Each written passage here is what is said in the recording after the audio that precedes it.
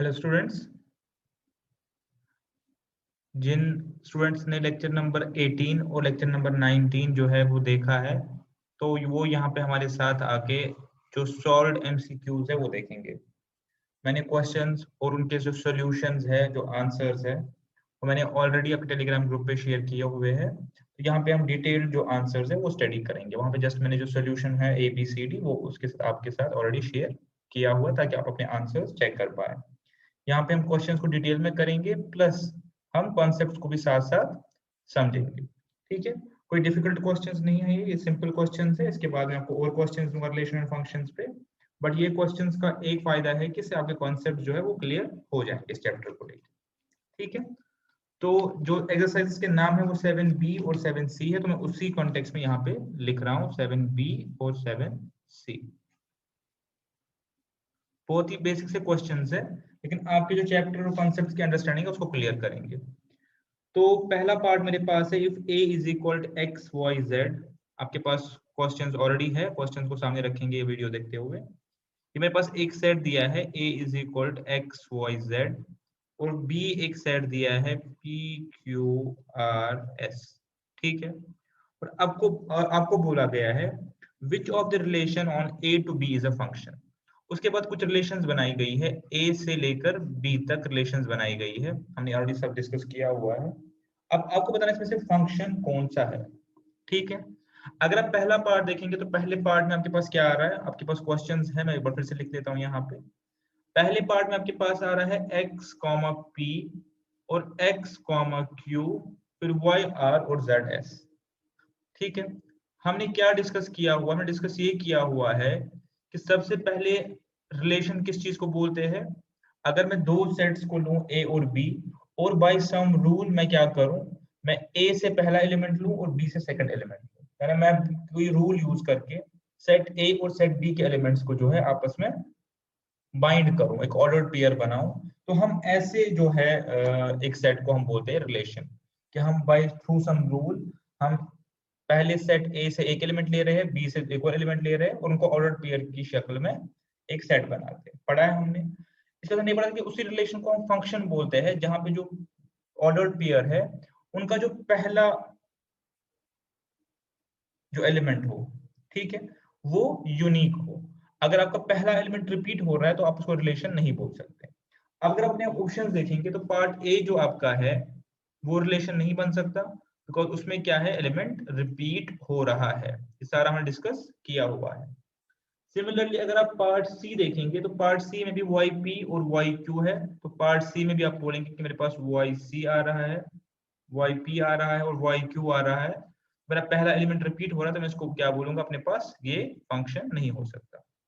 अब अगर आप पार्ट बी और पार्ट डी को देखेंगे, पार्ट बी और पार्ट डी, बी आपके पास है एक्स और एस, वाई और एस, जेड और एस, और डी आपके पास है एक्स और पी, वाई और आर, और जेड और एस। अब अगर आप देखेंगे आपके पास ये भी फंक्शन है और ये भी फंक्शन है, बिकॉज कहीं भी आपका पहला एलिमेंट जो है रिपीट नहीं हो रहा। हाँ, सेकंड एलिमेंट रिपीट हो सकता है, उसमें कोई दिक्कत नहीं, बिकॉज ये आउटपुट है। आपका इनपुट जो है वो यूनिक होना चाहिए, ये हमने डिस्कशन किया हुआ है। आपका इनपुट यूनिक होना चाहिए, आउटपुट आपका भले ही सेम हो उससे फर्क नहीं पड़ता। आपका जो इनपुट है वो यूनिक होना चाहिए। ठीक है, तो इस केस में भी ये भी फंक्शन है और ये भी फंक्शन है, तो इसलिए इसका आंसर है बी एंड डी, दोनों आपके इसमें फंक्शन है। ए और सी फंक्शन नहीं है, बिकॉज आपके जो फर्स्ट एलिमेंट्स है वो क्या हो रहे हैं, रिपीट हो रहे हैं। इसके बाद भी मैंने वो लिखे नहीं। ठीक है, क्वेश्चन नंबर 2। क्वेश्चन नंबर 2 आपको बोल रहा है कि मेरे पास एक सेट दिया हुआ है एक्स कॉमा वाई, ठीक है, सच दैट, ऐसे भी लिख सकते हैं such that x plus y is equal to 5। ठीक है, और आपको बोला गया कि एक रिलेशन है एक्स और वाई से, एक्स और वाई जो है एक रिलेशन का पार्ट है।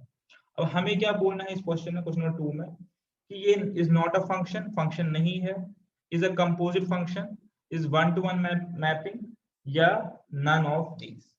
पहले आप ये देखिए कि ये फंक्शन है या नहीं। ठीक है, पहले हम ये देखेंगे कि फंक्शन है या नहीं, उसके बाद हम आगे बढ़ेंगे कि कौन सी मैपिंग है, वो एक आगे का पार्ट है। अब फंक्शन होने के लिए हमें क्या पहले ही पता है कि हमारा जो फर्स्ट एलिमेंट है वो रिपीट नहीं होने चाहिए। तो मैं कुछ बनाने की कोशिश करता हूँ, ठीक है। पहला मुझे बनेगा 0 और 5 अगर मैं ऑर्डर पेयर्स बनाऊं, ठीक है। दूसरा बनेगा x और y को मैं बना रहा हूँ 1 और 4, फिर बनेगा 2 और 3, फिर बनेगा 3 और 2, फिर बनेगा 4 और 1, फिर बनेगा 5 और 0, ठीक है। बनेगा 5 और 0 and so on and so fourth, और भी बन सकते हैं। अब आप मुझे बताएंगे क्या कहीं भी आपका जो फर्स्ट एलिमेंट है वो रिपीट हो रहा है? Answer is no. तो इसका मतलब ये जो रिलेशन है ये फंक्शन है, ठीक है। अब फंक्शन में आप बताएंगे कौन सी फंक्शन है। देखिए नॉट अ फंक्शन पहला पार्ट है तो वो नहीं आएगा, बिकॉज़ द फंक्शन। फिर आपको बोल रहे हैं कंपोजिट फंक्शन या one to one mapping.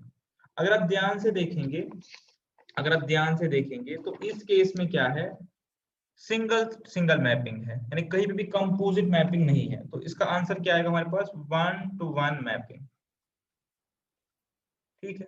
Because जो मैपिंग है वो वन टू वन है, 0 5 के साथ लिंक है, 2 3 के साथ है, 4 1 के साथ है, 1 4 के साथ है, and so on and so fourth. कहीं पे भी कोई कंपोजिट मैपिंग नहीं है, कहीं पे भी एक एलिमेंट दो के साथ लिंक नहीं है। जैसे इस केस में आप देखिए हमारे पास कंपोजिट मैपिंग थी, लेकिन यहाँ पे हमारी कंपोजिट मैपिंग नहीं है, ये वन टू वन मैपिंग में आ जाएगा, ठीक है। चलिए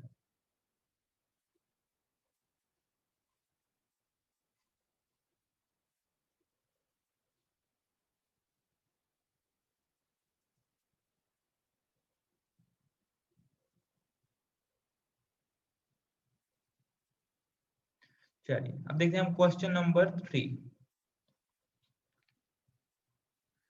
x Y X is equal to 4, X Y X is equal to 4।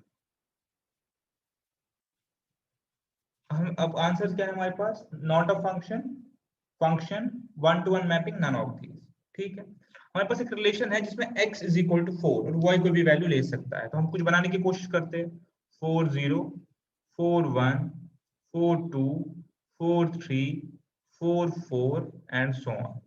तो अगर आप देखें मेरे पास चूंकि x4 है, x मेरे पास फ्रीज्ड है, y की वैल्यूज में डाल सकता हूँ। अगर आप देखें मेरा फर्स्ट एलिमेंट रिपीट हो रहा है या नहीं हो रहा, फर्स्ट एलिमेंट रिपीट हो रहा है, तो आप सिंपली बोलेंगे नॉट अ फंक्शन, बिकॉज मेरा फर्स्ट एलिमेंट जो है रिपीट हो रहा है। अब इसी पार्ट का मैं एक सब पार्ट बनाता हूं। मैं आपसे ये बोल रहा हूं अगर मैं पार्ट नंबर 3 में क्वेश्चन ऐसे मॉडिफाई करूं, ये मैं खुद क्वेश्चन मॉडिफाई कर रहा हूं, x y such that y is equal to 4। अब इस केस में आप देखिए क्या करेंगे। अब इस केस में आप क्या करेंगे, एक बार बनाने की कोशिश करते हैं, 1 4 2 4 3 4 4 4 5 4 एंड सो ऑन, ठीक है। फंक्शन है मेरे पास, आंसर इज यस, बिकॉज मेरा फर्स्ट एलिमेंट रिपीट नहीं हो रहा, फंक्शन है। मेरा आउटपुट जो है, ठीक है, वो रहने दीजिए, मेरा इनपुट जो है वो यूनिक है, आउटपुट सेम हो या ना हो कोई फर्क नहीं पड़ता। यस, अभी अगर बोलेगा कौन सी फंक्शन है तो आप बोल सकते हैं कंपोजिट फंक्शन भी है, और बेटर आंसर रहेगा कांस्टेंट फंक्शन है, ठीक है। बिकॉज मेरा आउटपुट जो हमेशा कांस्टेंट रह रहा है, इज द कांस्टेंट फंक्शन। वो है अगर क्वेश्चन ऐसे हो, लेकिन जो क्वेश्चन आपको भी दिया गया उसके हिसाब से ये फंक्शन नहीं है, बिकॉज एक्स मेरा यहाँ पे रिपीट हो रहा है, ठीक है। चलिए चलेंगे आगे क्वेश्चन नंबर 4 पे। एक्स और वाई एक रिलेशन में है और रूल मेरे पास है y is equal to x square, ठीक है। अब हमें बताना है कि ये फंक्शन है नहीं है या इनवर्स मैपिंग है, कौन सी फंक्शन, ठीक है। एक बार वैल्यूज डाल के देखने की कोशिश करते हैं। मेरा पहला जो एलिमेंट आएगा वो आएगा 1 और 1, ठीक है। दूसरा आएगा 2 और 4, जब मैं x की वैल्यू डालूंगा 2, फिर आएगा 3 और 9, एंड फिर आएगा 4 और 16 एंड सो ऑन। तो आप ध्यान से देखेंगे तो मेरे पास ये फंक्शन तो है, मेरे पास ध्यान दें तो मेरे पास ये फंक्शन तो है। तो मैं इसका आंसर क्या लिखूंगा, सिंपली 4 का आंसर लिखूंगा बी इज अ फंक्शन, ठीक है। 4 का मेरे पास बी आएगा इज अ फंक्शन, बिकॉज मेरा फर्स्ट एलिमेंट जो है रिपीट नहीं हो रहा।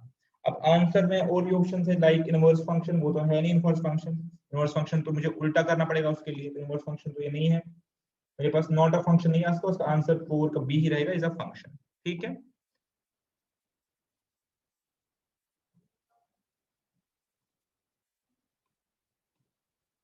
क्वेश्चन नंबर 5, क्वेश्चन नंबर 5 है मेरे पास X Y, X is less than Y, X Y और एक्स जो है लेस देन वाई है, ठीक है, X Y, X is less than Y.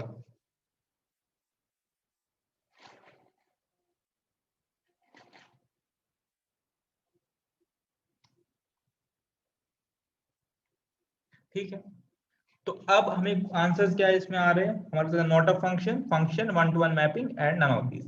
पहले हमें ये असरटेन करना है क्या ये फंक्शन है या नहीं है, उसके बाद हम देख सकते हैं कि कौन सी फंक्शन है। कुछ वैल्यूज लाने की कोशिश करते हैं, 1 और 7 डाल सकते हैं बिकॉज 1 इज लेस देन 7, ठीक है। मैं डाल सकता हूँ यहाँ पे 1 और 8 because 1 is also less then 8। मैं डाल सकता हूँ यहाँ पे 1 और 9 because 1 is also less then 9। अब अगर मैं देखूं 1 7 1 8 एंड 1 9, ये सब इस रूल से बाउंड है, बिल्कुल है। लेकिन मेरे पास जो फर्स्ट एलिमेंट है वो आप देखिए वो रिपीट हो रहा है, तो इस केस में क्या लिखूंगा मैं, not a function, x is less then y function नहीं हो सकती।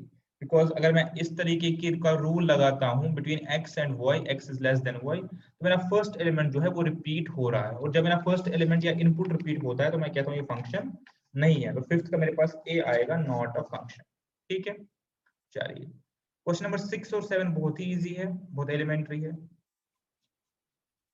क्वेश्चन नंबर 6 क्या बोल रहा है, फाइंड डोमेन ऑफ 1726। तो डोमेन इज 1 और 2, बहुत ही इजी है। मेरे पास क्या दिया गया है, रिलेशन बोले या फंक्शन ही बोल सकते हैं, फंक्शन मेरे पास है 1 7 2 और 6। तो इसका मतलब 1 कनेक्टेड है 7 के साथ, 2 कनेक्टेड है 6 के साथ, ये एक सेट है, ये एक सेट है, हमने पढ़ा हुआ है सारा। तो अब डोमेन इसका क्या रहेगा, ये इसका रहेगा डोमेन, और ये मेरे पास रहेगा कोड डोमेन, याद होगा आपको। और कोड में से जो एलिमेंट्स यूटिलाइज होंगे उनको हम बोलेंगे रेंज। तो अभी ये क्या मांग रहा है, मेरे पास मांग रहा है ये डोमेन, तो डोमेन आएगा 1 और 2, ठीक है। Question number 7, range of 30201000 is, ठीक है। बहुत ध्यान से देखेंगे, जैसे हमने पढ़ा है वैसे समझेंगे। हमारे पास 3 कनेक्टेड है 0 के साथ, ठीक है। इसके बाद 2 भी कनेक्टेड है 0 के साथ, इसके बाद 1 भी कनेक्टेड है 0 के साथ, फिर 0 भी कनेक्टेड है 0 के साथ, ठीक है। ये मेरे पास जो है दिया गया है। फर्स्ट जो पहला क्वेश्चन आएगा whether it is a relation और अ फंक्शन, ये रिलेशन है या फंक्शन है, हम आंसर बोलेंगे it is a function. Function इसलिए बिकॉज फर्स्ट एलिमेंट रिपीट नहीं हो रहा है, इनपुट रिपीट नहीं हो रहा है। भले ही आउटपुट रिपीट हो जाए कोई फर्क नहीं पड़ता, लेकिन मेरा जो इनपुट है वो रिपीट नहीं हो रहा है, तो मैं इसको बोलूंगा इज अ फंक्शन, ये मेरे पास फंक्शन है।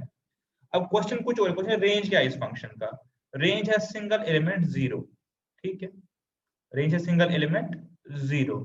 और डोमेन क्या है 0 1 2 3, ये डोमेन हो गया और ये रेंज हो गया, ठीक है। और क्वेश्चन रेंज ही मांग रहे तो आप बी लिखेंगे इसमें, ठीक है।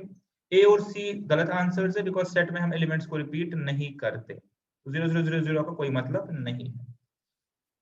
क्वेश्चन नंबर 8, क्वेश्चन नंबर 8 है domain and range of a function, बोलिए फंक्शन ही है x कॉमा y, और रूल है कि y is equal to x square, ठीक है। फिर x belongs to rational number या फिर रियल नंबर्स, इज डोमेन क्या है, रेंज क्या है, ठीक है।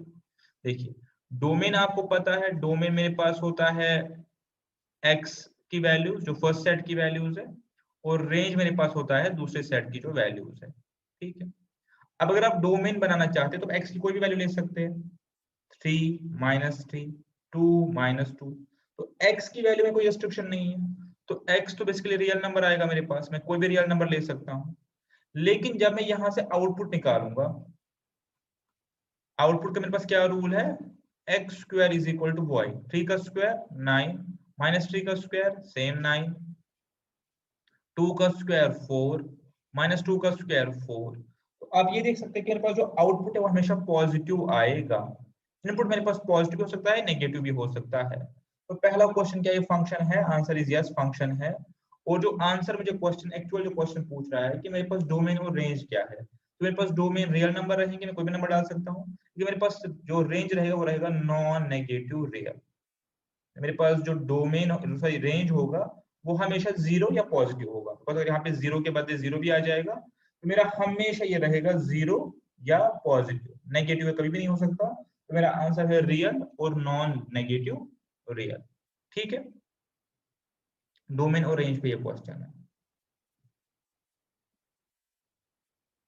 क्वेश्चन नंबर 9 भी बहुत सिंपल सा क्वेश्चन है। क्वेश्चन नंबर 9 ये कहता है let domain of x be set 1। Domain मेरे पास है ये डोमेन है। And which of the following functions gives value equal to 1। अब मुझे ये बोलना है, अब मुझे ये कहना है आपसे कि अगर मैं इसके बाद रेंज बनाना चाहूं इसका, तो वो भी 1 ही आना चाहिए। तो कौन सी ऐसी फंक्शन है कि मेरे पास रेंज भी 1 आएगा? डोमेन तो 1 दिया गया है, डोमेन मतलब x की वैल्यू।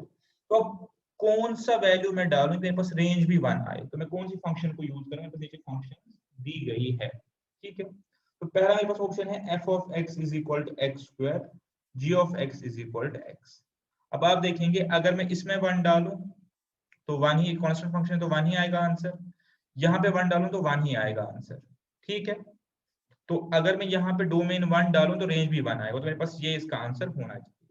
दूसरे देखते हैं, f of a is equal to x and g of x is equal to 1 minus x, ठीक है। अब यहाँ पे अगर मैं f of a जो है मेरे पास x के इक्विवेलेंट आ रहा है। अगर अब मैं यहाँ पे x की वैल्यू 1 डालूंगा तो ठीक है, आ जाएगा मेरे पास 1। लेकिन अगर यहाँ इसके लिए 1 डालूंगा तो मेरे पास आंसर आ जाएगा 0। तो इसका मतलब जो है मेरे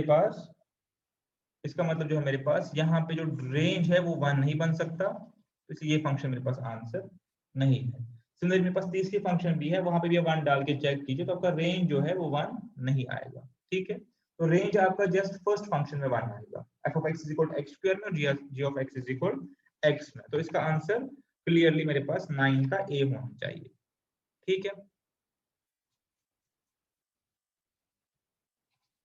question number 10, if f of x is equal to so and so। अगर मेरे पास फंक्शन जो है वो दी गई है, अब मैंने आपको पहले ही बताया था कि आगे आपको जस्ट f of x दिया जाएगा, आपको इससे काम करना है, 1 डिवाइड बाई 1 माइनस x। तो फिर f ऑफ -1 किसके बराबर होगा? अब मैं मुझको समझाया था इसका क्या मतलब है। इसका ये मतलब है कि अगर मैं इनपुट -1 लूं तो मेरा आउटपुट क्या आएगा। रूल मेरे पास ये है कि f of x is equal to 1 divide by 1 minus x। तो सिंपली आपको क्या करना है, आपको x की वैल्यू जो है वो पुट करनी है f -1। बिकॉज क्वेश्चन को पहले समझिए, ये मुझे रूल दिया गया है, ये रूल है और ये इनपुट है। अब मुझे क्या निकालना है? आउटपुट, ठीक है। जो हमने पढ़ा है बिल्कुल वैसे ही चल रहा है, ये रूल है और ये इनपुट है। तो अब मैं आउटपुट निकालूंगा इस पे। फंक्शन तो ये है ही, 1 divide by 1 minus -1 is equal to 1 minus minus plus 1/2। इसका आंसर होना चाहिए बी। 10th का आंसर मेरे पास होना चाहिए बी, ठीक है।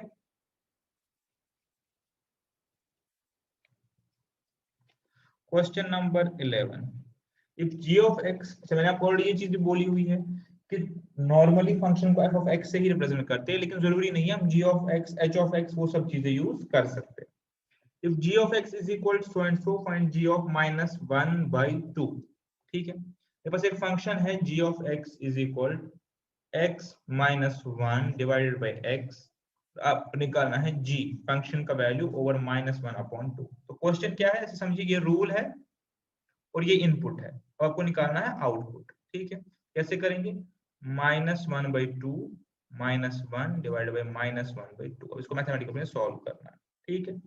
-1 ऐसे ही रहेगा, इनका मल्टीप्लाई हो जाएगा तो ये हो गया -2 डिवाइडेड बाई 2 डिवाइड बाई -1/2 ही है।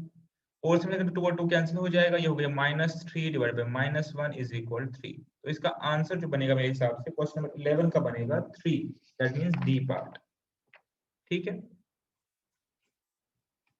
चलिए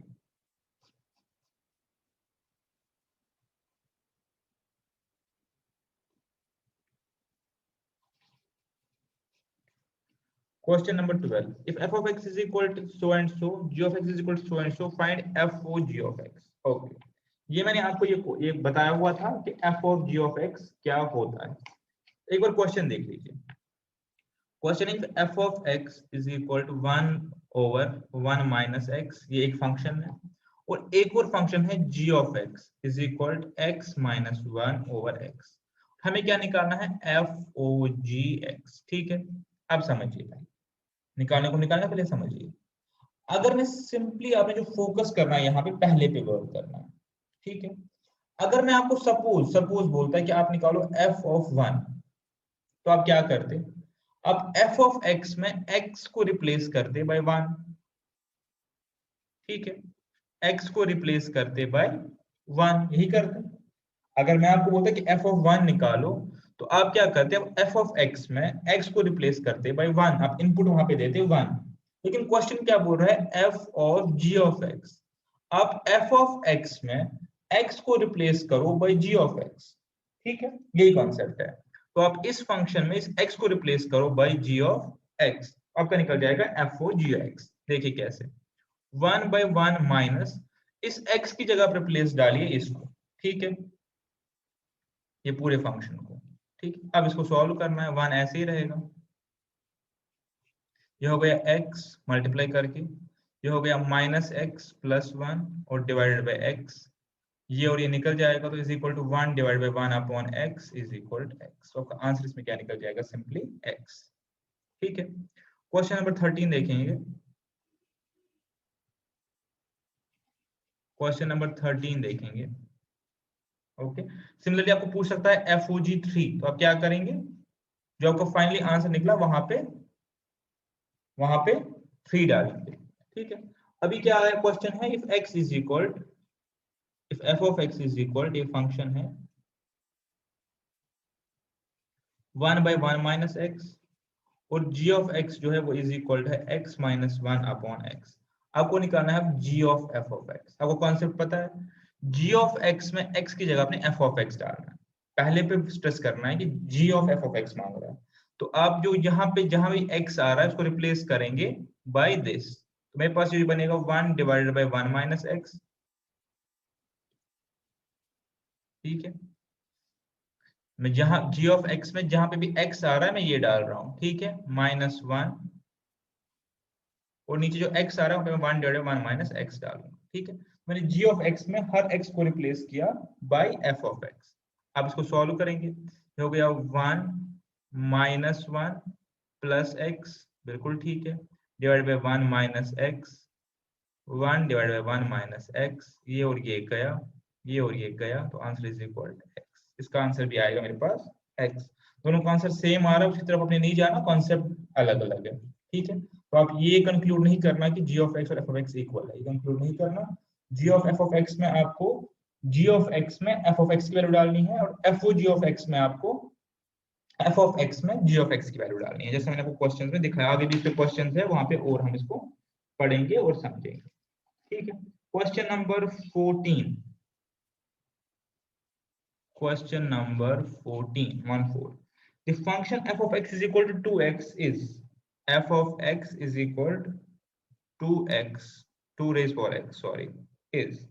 ठीक है, तो पहला देखेंगे, अगर मैं x की वैल्यू डालूंगा 1, तो मेरे पास आंसर क्या निकलेगा, x की वैल्यू डालूंगा 1 तो मेरे पास आंसर निकलेगा 2,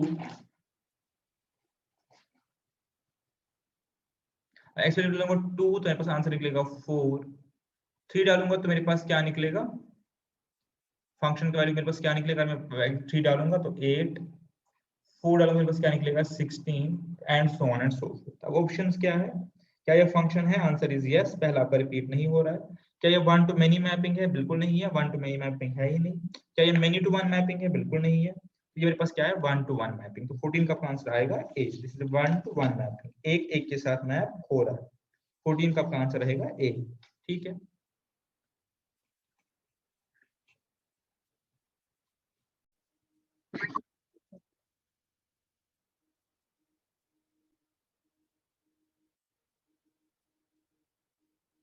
क्वेश्चन नंबर 15, क्वेश्चन नंबर 15 के लिए आपको लॉग का थोड़ा सा कॉन्सेप्ट होना चाहिए, लॉग का हल्का सा कॉन्सेप्ट होना चाहिए, आप इस क्वेश्चन को सॉल्व कर सकते हैं। मैं आपको लॉग का थोड़ा सा कॉन्सेप्ट दे देता हूँ, ज्यादा डिटेल में नहीं, बट थोड़ा सा कॉन्सेप्ट आपको दे देता हूँ यहाँ पे। बस 3 क्वेश्चन है इस पार्ट पे, 15, 19 और 20। बैटरी का थोड़ा सा कॉन्सेप्ट दे दो। लॉगरिथम फॉर्म कुछ नहीं है कि सिंपली कि हमारे पास जो एक्सपोनेंशियल फॉर्म है उसको लिखने का या उसको इनवर्सली लिखने का एक और तरीका होता है। ठीक है, सिंपल से एग्जांपल समझिए, यार डिटेल में नहीं जाएंगे। 2 raised to 3 है, 2 क्यूब इज इक्वल टू 8, ये आपको पता है। इसको मैं लिख सकता हूँ लॉग, इसको बोलते हैं एक्सपोनेंशियल फॉर्म। ठीक है, ये आपको पता है, आपने देखा हुआ है।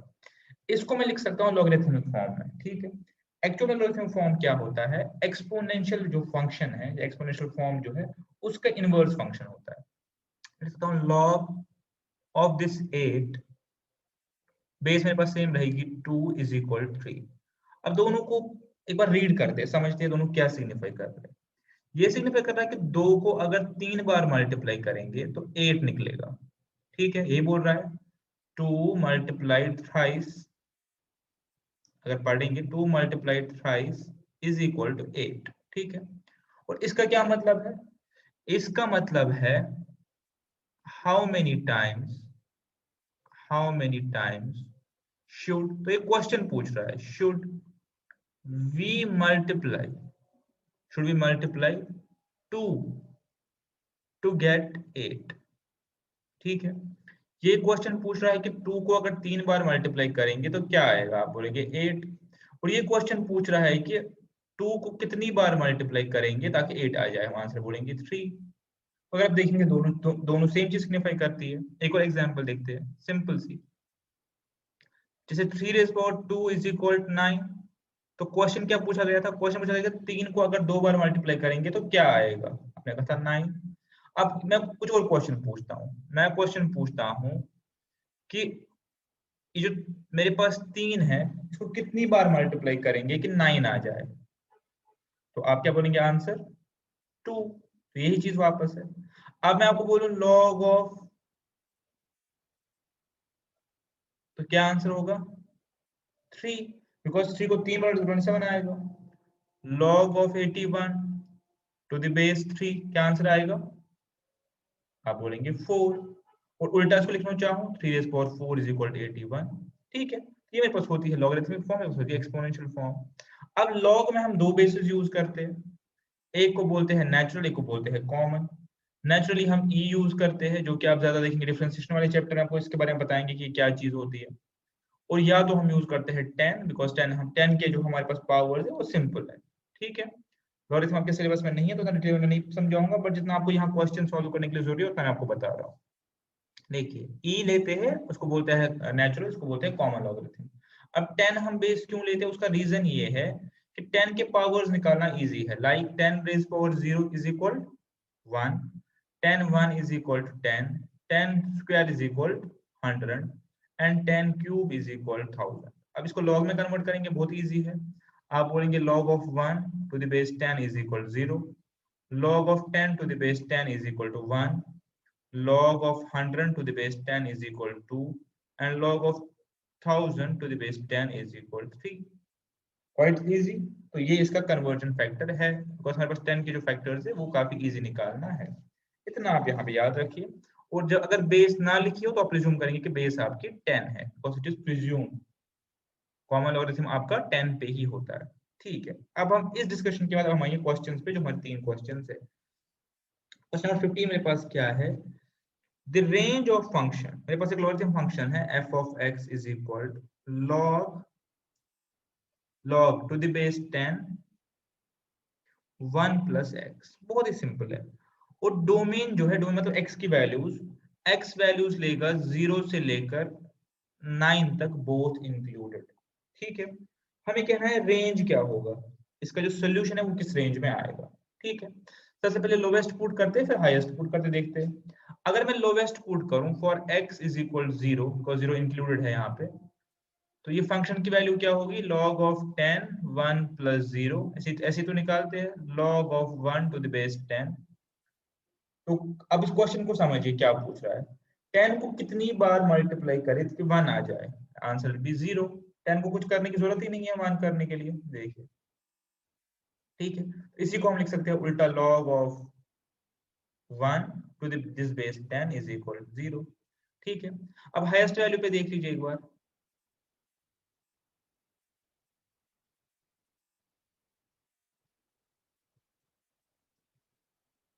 Is equal to 1। 10 को कितनी बार आप करेंगे कंपाउंडिंग के वो 10 हो जाए, तो एक बार ही करेंगे। ठीक है, इसको वापस लिया लॉग फॉर्म में, log of 10 this 10 to the base 10 this 10 is equal to 1। ठीक है, तो अब आप देखेंगे कि आपका जो हाईएस्ट लोवेस्ट आंसर है वो 0, हाईएस्ट आंसर 1 है। तो आपका जो रेंज आएगा वो आएगा 0 से लेकर 1 तक, बोथ इंक्लूडेड। इसका मतलब 15th का आंसर आपका पास ए आ जाएगा।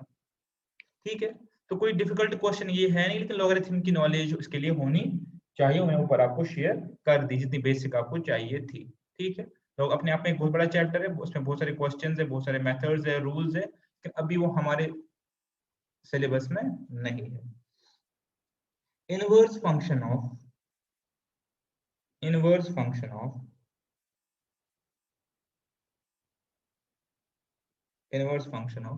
बस फंक्शन है f of x is equal to 2x। इसका आपको इनवर्स फंक्शन निकालना है, इनवर्स फंक्शन क्या होगा। ठीक है, बताइए कैसे निकालते हैं इनवर्स फंक्शन। मैंने आपको ये बताया है कि अगर हम x से लेकर y तक पहुंचे, अगर हम उल्टा y से लेकर x तक पहुंचना चाहते हैं, तो हम इसको कैसे फंक्शन को लिखेंगे, उसको बोलते हैं इनवर्स फंक्शन। इसको मैं ऐसे करता हूं, अगर मैं बोलूं y is equal to 2x, ये मेरे पास फंक्शन है, मैं इसको y लिखा। अब अगर मैं अभी क्या कर रहा हूँ, x की वैल्यू डाल रहा हूँ, y तक पहुंच रहा हूँ। मैं चाहता हूं कि मैं y की वैल्यू डालूं और x तक पहुंचूं, तो क्या करूंगा, y upon 2 is equal to x। तो इसका मतलब अब अगर मैं y की वैल्यू डालूं यहाँ पे, तो मैं किस पे पहुंचूंगा, x पे पहुंचूंगा। ठीक है, सिंपल देखिए, अगर मैं x की वैल्यू 3 देता हूं तो ये 6 निकलता है। और अब अगर मेरे पास y 8 है, तो x कैसे निकलेगा, डिवाइड करके। मेरे पास आंसर आ गया y अपॉन 2। अब मुझे इसको फंक्शन की शेप में लिखना है, तो कैसे लिखूंगा, f of x, inverse function of x। ठीक है, inverse function of x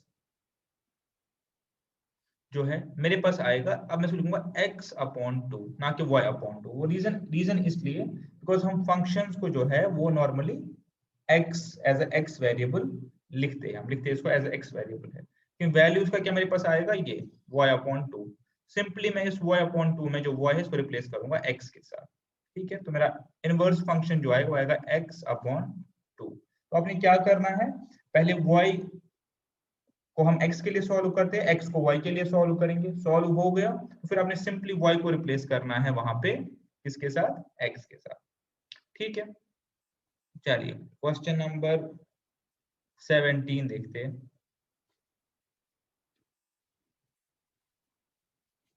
question number 17 देखते हैं। f of x is equal to x plus 3, g of x is equal to x square, find f of g of x। ठीक है, question किया हुआ इस तरीके से, तो आपको कोई दिक्कत होनी नहीं चाहिए।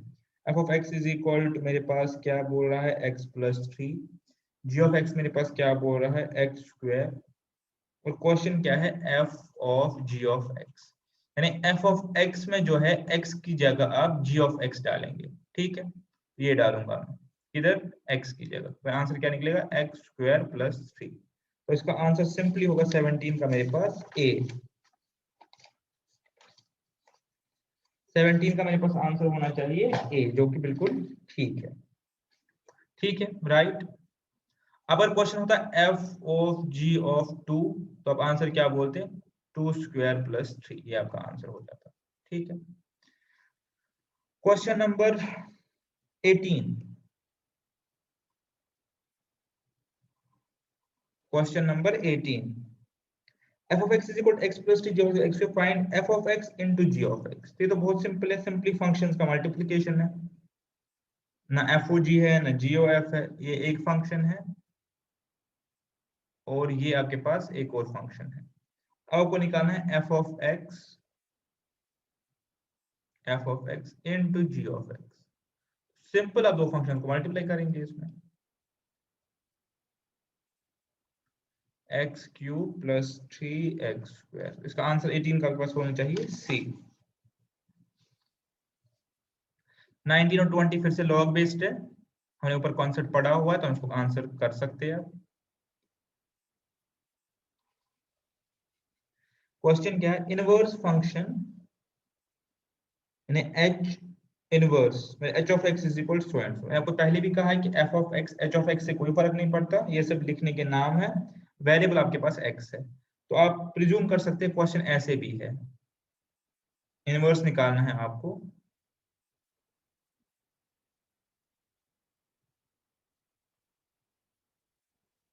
इस चीज को प्रिज्यूम कर सकते हैं, यहाँ पे एच लिखा है कोई फर्क नहीं पड़ता, आपको इनवर्स निकालना है। सेम रूल यूज करते हुए सीखा था, हमारे पास y is equal log 10x। अब इसको आप ले आइए कौन सी फॉर्म में, ये मेरे पास हो गई log फॉर्म, इसको आप ले आइए एक्सपोनेंशियल फॉर्म में। बिकॉज हमें क्या चाहिए, हमें चाहिए x in terms of y, उल्टा चाहिए। तो मेरे पास आंसर क्या आएगा, बेस ये है, ये मेरे पास मल्टीप्लिकेशन फैक्टर है, 10 raise power y is equal to x, मेरे पास आ गया आंसर। ठीक, यहाँ पे मैं y को x से निकालता था, यहाँ पे मैं x से, यहाँ पे मैं क्या निकालता था, x की वैल्यू डालता था तो y की वैल्यू आ जाती थी।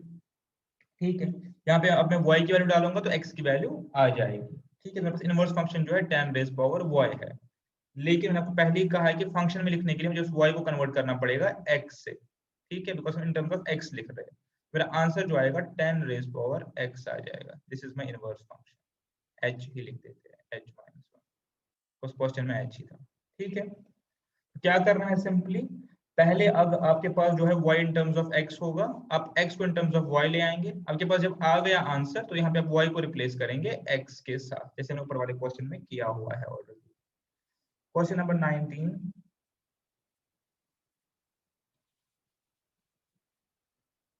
तो वही है क्वेश्चन नंबर 20।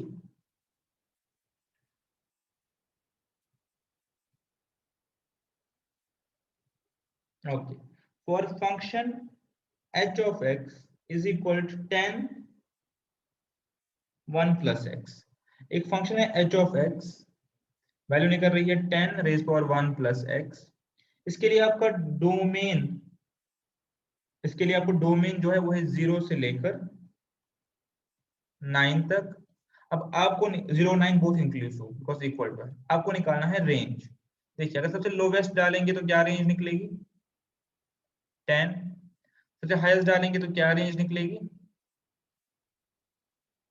10 raise power 10। तो मेरा जो आंसर होगा, आंसर को वो रेंज करेगा फ्रॉम,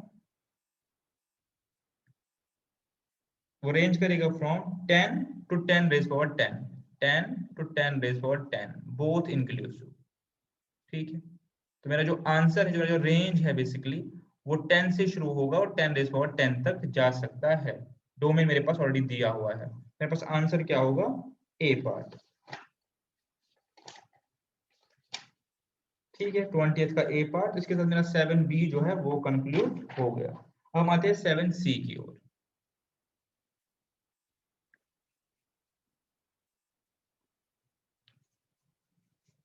अच्छा देखिए, अब 7c जो है मोस्टली इसमें रिलेशंस वाला कॉन्सेप्ट है, तो उसको ध्यान से देखेंगे। इसमें सेट्स के क्वेश्चन भी है, वो आप खुद करेंगे, मैं आपको लिख देता हूँ कहां से कहां तक, बहुत इजी क्वेश्चन है। 9 to 17 this belong two sets, तो ये आप खुद करेंगे। और 21 से 23 भी सेट का क्वेश्चन है, ये भी आप खुद करेंगे।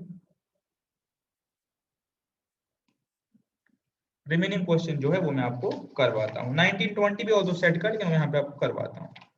ठीक है, चलिए एक बार क्वेश्चन शुरू करते हैं। यहाँ पे आपको रिलेशन वाला पार्ट जो है वो क्लियर हो जाएगा। Mostly this types of relation वाले पे है ये वाले क्वेश्चन। ठीक है, question number 1 is smaller than over the set of eggs in a box is transitive, symmetric, reflexive, equivalence। ठीक है, हमने 4 मेन टाइप्स पढ़े थे रिलेशंस के, आपको याद होगा। फंक्शन रिलेशंस में ये सिमिलरिटी थी कि उसके टाइप्स होते हैं, लेकिन हमने पढ़े थे 4 मेन टाइप्स है किसमें, रिलेशंस में, ट्रांजिटिव, सिमेट्रिक, रिफ्लेक्सिव और इक्विवेलेंस। क्या होता था, आप रिकॉल करेंगे, आप उनसे रिकॉल करेंगे, हमने डिटेल में पढ़ा हुआ है। हमने ये कहा था कि अगर ए और ए रिलेशन का पार्ट हमेशा होता है तो इसका मतलब मेरे पास रिफ्लेक्सिव है, बिकॉज ये अपने आप को रिफ्लेक्ट करता है। ठीक है, मैंने कहा था अगर ए बी रिलेशन का पार्ट है और ये इंप्लाई करता है, इससे हमें ये पता चलता है कि हाँ बी ए बी रिलेशन में होना चाहिए। इसका मतलब ये है मेरे पास सिमेट्रिक, बिकॉज ये अपना उल्टा रिफ्लेक्ट करता है। और अगर ए बी रिलेशन का पार्ट है और बी और सी रिलेशन का पार्ट है, दिस शुड इम्प्लाई कि ए और सी रिलेशन का पार्ट हो, तो इसको हम बोलते हैं ट्रांजिटिव। ठीक है, और अगर तीनों रिफ्लेक्सिव भी शो करता है, सिमेट्रिक भी नेचर है और ट्रांजिटिव भी नेचर है, तो हम तब बोलते हैं ये है इक्विवेलेंस।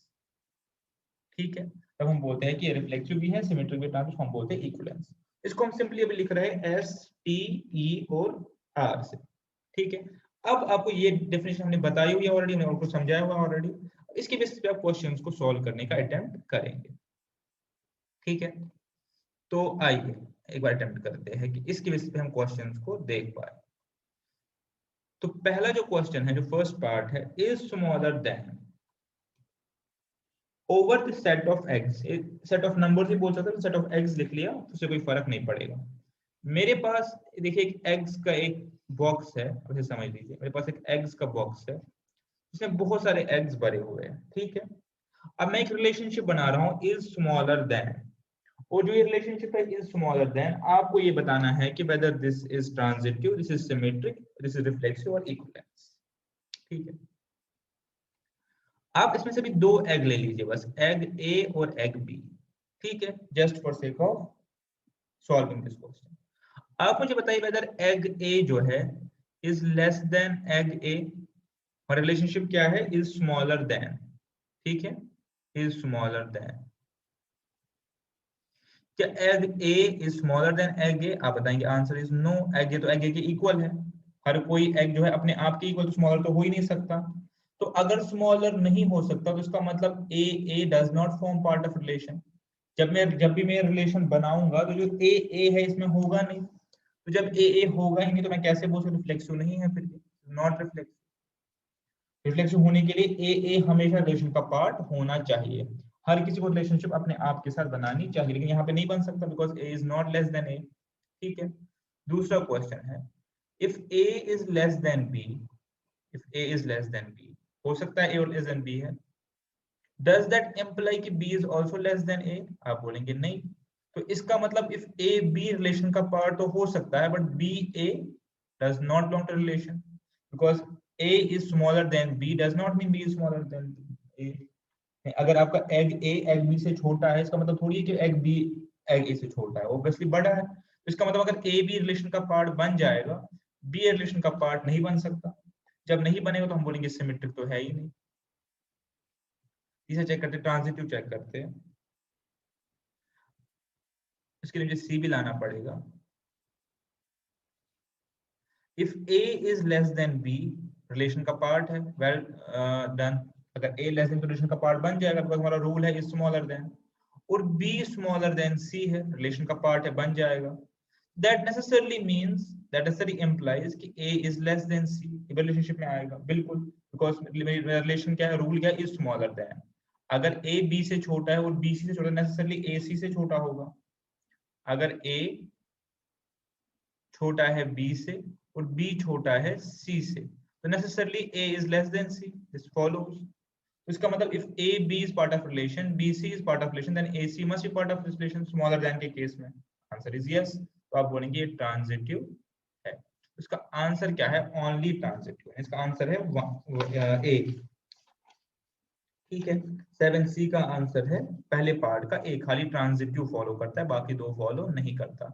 इक्विवेलेंस तो हो ही नहीं सकता, वो तभी होगा जब तीनों हों।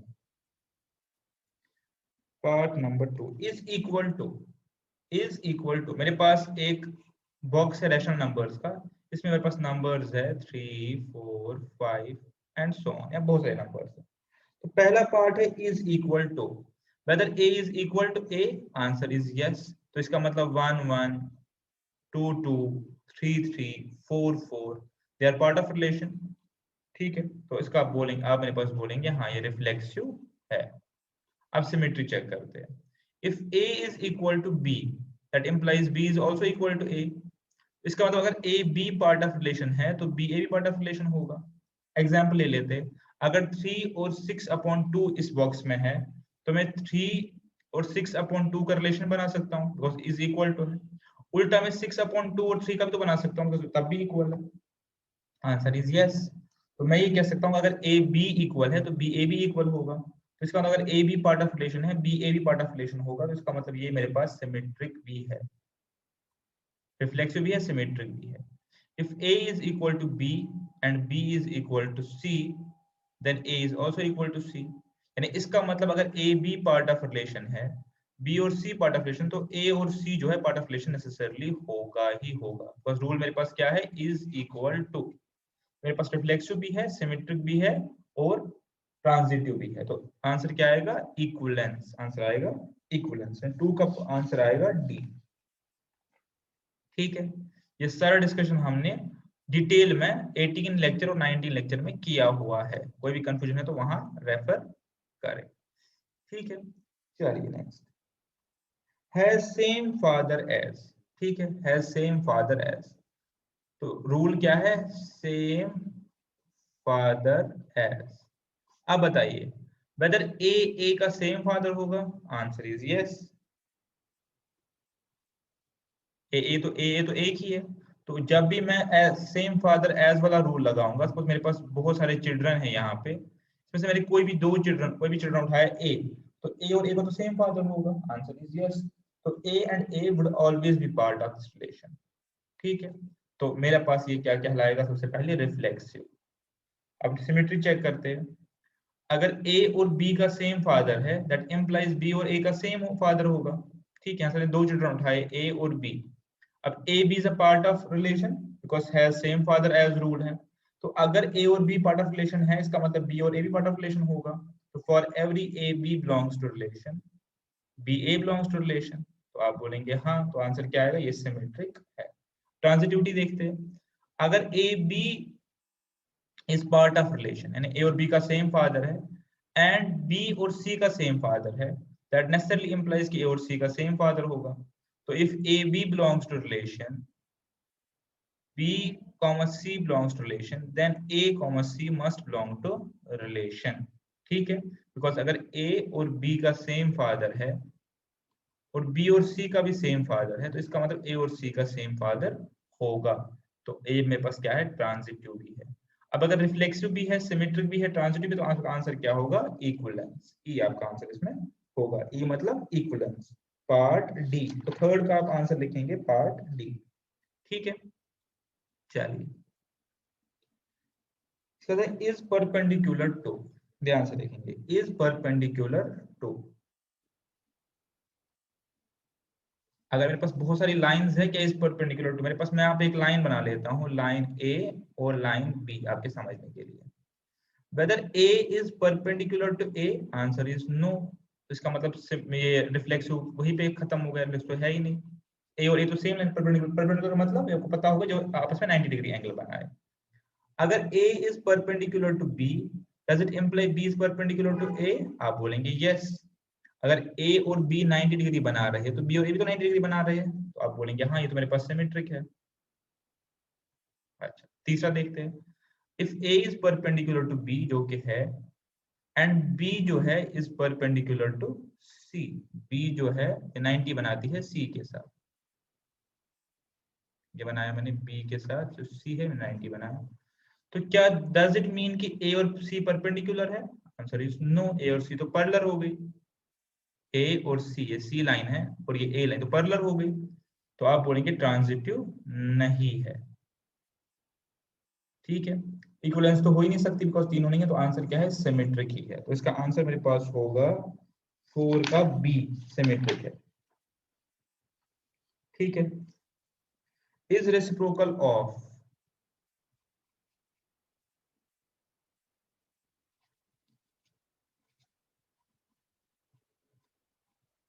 Is reciprocal of. ठीक है, अब आप मुझे बताएंगे, is A reciprocal of A, answer is no. Example लीजिए, क्या 2 का रेसिप्रोकल है, आप बोलेंगे नो, तो इसका मतलब रिफ्लेक्सिव नहीं है, रिफ्लेक्सिव नहीं है। अब ट्राई करेंगे symmetry, 2 perpendicular of reciprocal of 1/2, आप कहेंगे यस। इज 1/2 रेसिप्रोकल ऑफ 2, आप कहेंगे यस, बिकॉज अगर 2 इसका रेसिप्रोकल वापस 2 होगा, मतलब अगर ए का रेसिप्रोकल बी है, बी का रेसिप्रोकल ए होगा, तो दोनों का मल्टीप्लिकेशन 1 निकलेगा। ठीक है, तो आप कहेंगे सिमेट्रिक यस। ठीक है, सिमेट्रिक को कहेंगे यस।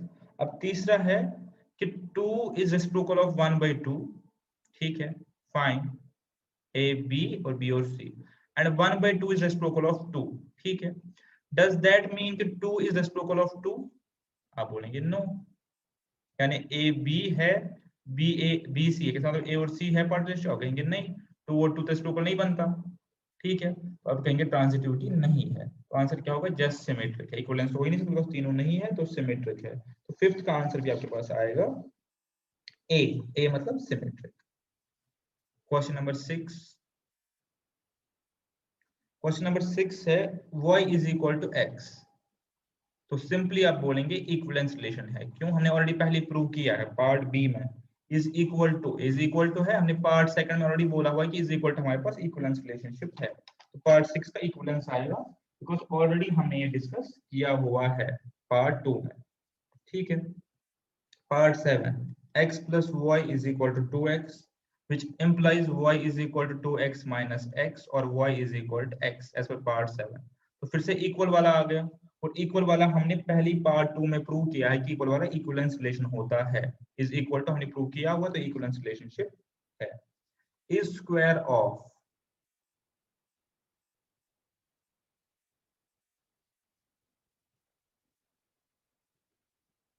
इज स्क्वायर ऑफ, ठीक है, पहला पार्ट देखते हैं, इज स्क्वायर ऑफ,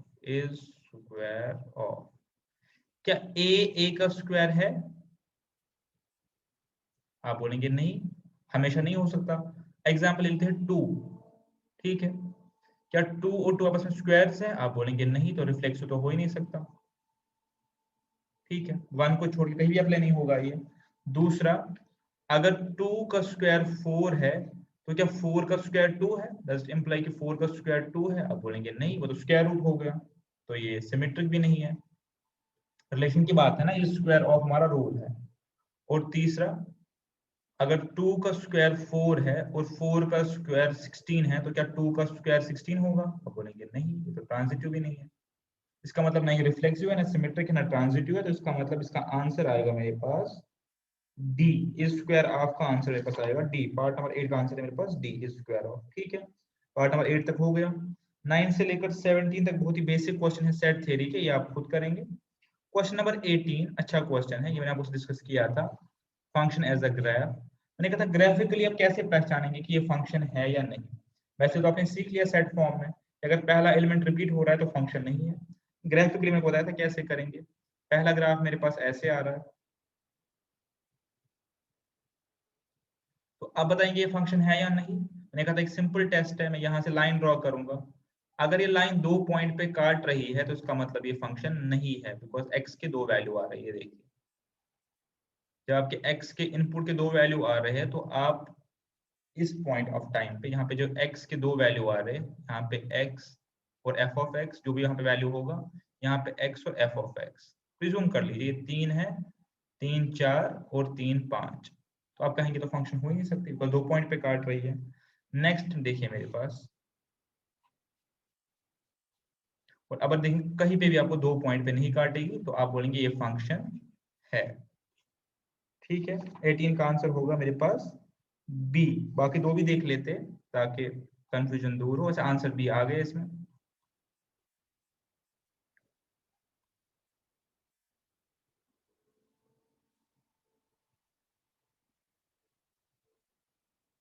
ऐसे करके तो अगर मैं ड्रॉ करूं तो देखिए 2 पॉइंट पे काटेगा इस ग्राफ को, ग्राफ की बात हो रही है तो नहीं है फंक्शन।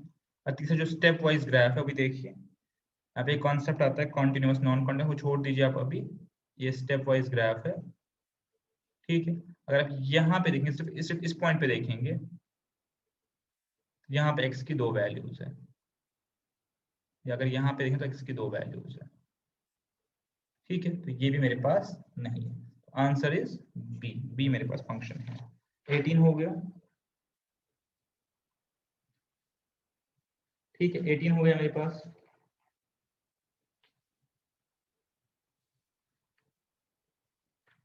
ट्वेंटी 21 22 मैंने पहले ही बताया होमवर्क है, बहुत ही इजी है। 20 22 23 सेट्स का इजी है, आप खुद करेंगे, इसमें कोई करने की जरूरत नहीं है। मैं आपको दिखाता हूँ 19 20 24 25। पहले 24 देख लेते हैं। F of X is equal to इतना, जी ऑफ एक्स करना G of F of X, बहुत ही इजी है।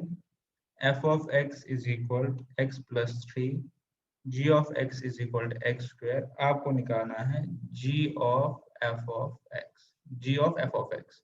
ठीक है, तो जी ऑफ एक्स में आपने एफ ऑफ एक्स पुट करना है, इस फंक्शन में आपने एफ ऑफ एक्स जो है पुट करना है। एक्स की जगह क्या लिखेंगे, x plus 3 square as it is.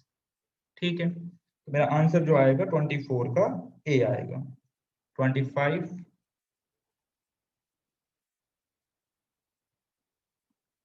फिर से अच्छा क्वेश्चन है, इनवर्स निकालना है, इनवर्स निकालना है। और फंक्शन मेरे पास क्या है, 1 डिवाइड बाई 1 माइनस एक्स। अब पता है इनवर्स कैसे निकालते हैं, सीखा हुआ है हमने। अभी हमारे पास y है इन टर्म्स ऑफ x, अब आपने उल्टा करना है। ठीक है, ये हो गया 1 minus x is equal to 1 by y. ठीक है, और इस x को मैं अगर यहाँ ले आऊंगा तो ये हो गया x is equal to 1 minus 1 by y, और y minus 1 divided by y is equal to x। तो मेरे पास आ गया x in terms of y। अब मैं इस y को जस्ट रिप्लेस करूंगा x से, because in terms of x मुझे आंसर लिखना है। मेरा आंसर है x माइनस 1 अपॉन x, ये इसका इनवर्स है। ठीक है, तो इसका आंसर होगा 25 का मेरे पास बी। ठीक है,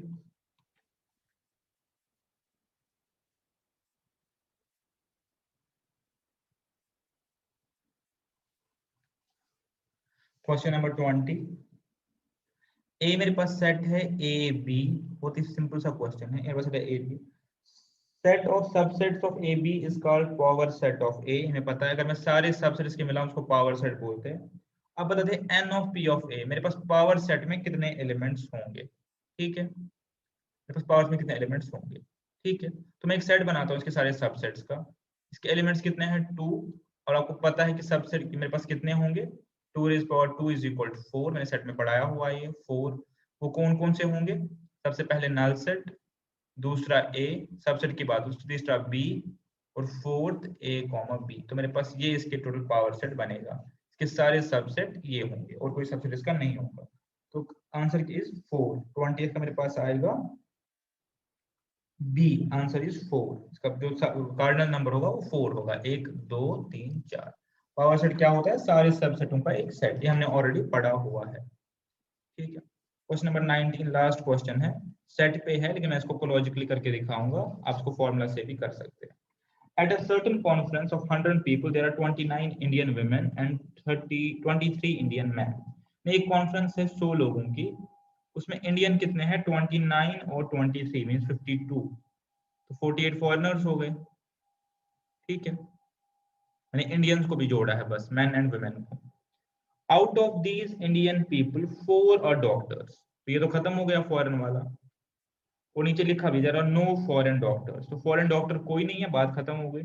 तो out of these Indian people 4 are doctors, इन 52 में से 4 डॉक्टर है। ठीक है, and 24 are either man or doctor. 24 क्या है, मैन और डॉक्टर। ठीक है, सारे मैन प्लस वो डॉक्टर जो विमेन में है, तो वो बन जाएगा मैन और डॉक्टर। ठीक है, और हमें निकालना number of women doctor attending conference. ठीक है, देखिए कैसे करें इसको। आप यूनियन इंटरसेक्शन के तरीके से भी कर सकते हैं, वैसे प्रेफर लेकिन नहीं करूंगा, बिल्कुल लॉजिकली चलेंगे। मेरे पास ये मेल है, ध्यान से देखेंगे, ये फीमेल है और ये टोटल है। ठीक है, और ये मेरे पास है डॉक्टर, मेरे पास ये हो गया नॉन डॉक्टर। मैं बस इस 52 की बात कर रहा हूँ, बाकी मैंने 48 छोड़ दिए। 52 का मुझे मैट्रिक्स बनाना है। मुझे बताया मुझे क्या दिया गया है, मुझे दिया गया है कि मेरे पास 23 मैन है, तो यहाँ पे 23 होगा मेरे पास मेल, और फीमेल मेरे पास होंगे 29 होंगे, और आंसर 52 होगा। इसके बाद क्या दिया मुझे, देयर आर 4 डॉक्टर्स, मेरे पास 4 जो है डॉक्टर है, 4। अब मुझे नहीं पता मेल से या फीमेल से, मेरे पास 4 है। क्या इससे मैं कुछ निकाल सकता हूँ, नॉन डॉक्टर्स 48 होंगे। ठीक है, अब जो नेक्स्ट लाइन है उसमें आंसर छुपा हुआ है, 24 are either man or doctor. 24 इधर मैन और डॉक्टर, कौन से इधर मैन और डॉक्टर, ये देखिए, ये और ये दोनों मैन हो गए, और यहाँ पे मैं ये उठाऊंगा तो ये डॉक्टर हो गई, इधर मैन और डॉक्टर। तो अगर मैं इन तीनों को, दिस और दिस को मिलाना चाहूं, तो मेरे पास आंसर आएगा 24। यही तो क्वेश्चन बोल रहा है, 24 और इधर मैन और डॉक्टर, या मैन उठेगा, ये मैन है और ये डॉक्टर है, इधर मैन और डॉक्टर। ठीक है, मेरा आंसर आएगा 24। तो अब अगर मेरा आंसर 24 आएगा इन तीनों को मिला के, मुझे पता है इन तीनों को दोनों का टोटल 20 थे, यहाँ पे मेरा आंसर क्या आएगा 1। सिंपली 1 से सारा सॉल्व हो गया, ये हो गए 3, ये हो गए 20 और ये हो गए, ऐसे मर्जी निकालो 28 या ऐसे निकालो 28, मेरे पास पूरा मैट्रिक्स बन गया। अब आपकी मर्जी से आंसर निकालो। ठीक है, इसमें कैश क्या था, ईदर मैन और डॉक्टर वाला, ये और ये मेरे पास 24 है। ठीक है, और फॉर्मल में कोई डॉक्टर है नहीं तो बात वहीं पे खत्म हो गई। इसके साथ ही मेरा ये कंप्लीट हो गई एक्सरसाइज। ठीक है, अब हम बताते हैं नेक्स्ट क्लास में हमारा क्या रहेगा डिस्कशन का पार्ट। अभी मैं इस पे आपको एक और लेक्चर दूंगा। मैं क्या करूंगा, दो चीजें मैं करूंगा। एक मैं एनसीईआरटी की जो एग्जाम्पल्स है रिलेशंस एंड फंक्शंस पे, वो आपके साथ सॉल्व करके नेक्स्ट क्लास में करूंगा। और इसके अलावा मैं आपको सेट्स, रिलेशन और फंक्शन पे एक एक्सरसाइज और दूंगा करने के लिए, इसके मैं आपको आंसर्स भी दूंगा। आंसर्स मतलब एमसीक्यू का ABCD क्या आंसर है, तो वो आप करेंगे। तो वो मैं सॉल्व नहीं करके दिखाऊंगा, वो मैं जस्ट आपको दूंगा, आप अपने अटेम्प्ट करेंगे। अगर कोई स्पेसिफिक क्वेश्चन आपको नहीं उससे होगा तो वो आप मुझे बताएंगे मेरे चैट बॉक्स पे या मेरे मैसेज पे, तो मैं आपको वो चीज करवा दूंगा। लेकिन ये मैं क्लास में डिस्कस नहीं करूंगी फर्दर क्वेश्चन, एडिशनल क्वेश्चन है बस प्रैक्टिस के लिए, ये मैं आपको दे दूंगा विद सोल्यूशन। सोल्यूशन मतलब जस्ट ABCD, कोई सोल्यूशन नहीं। और नेक्स्ट क्लास में मैं एनसीईआरटी का रिलेशन और फंक्शंस के सारे एग्जांपल करवाऊंगा, तो मेरे पास फिर ये चैप्टर हो जाएगा कंप्लीट। इसके साथ हमारे 7 चैप्टर्स हो जाएंगे आपके आउट ऑफ 10 कंप्लीट। ठीक है, तो आप वेट कीजिए, टेलीग्राम ग्रुप पे शाम को ये चढ़ जाएगा और ये जो है एनसीईआरटी वाले आपको आपके साथ नेक्स्ट क्लास में डिस्कस हो जाएगा, फिर आपका ये चैप्टर हो जाएगा कंप्लीट। ठीक है, तो देखते रहिए, सीखते रहिए, तब तक के लिए थैंक यू वेरी मच।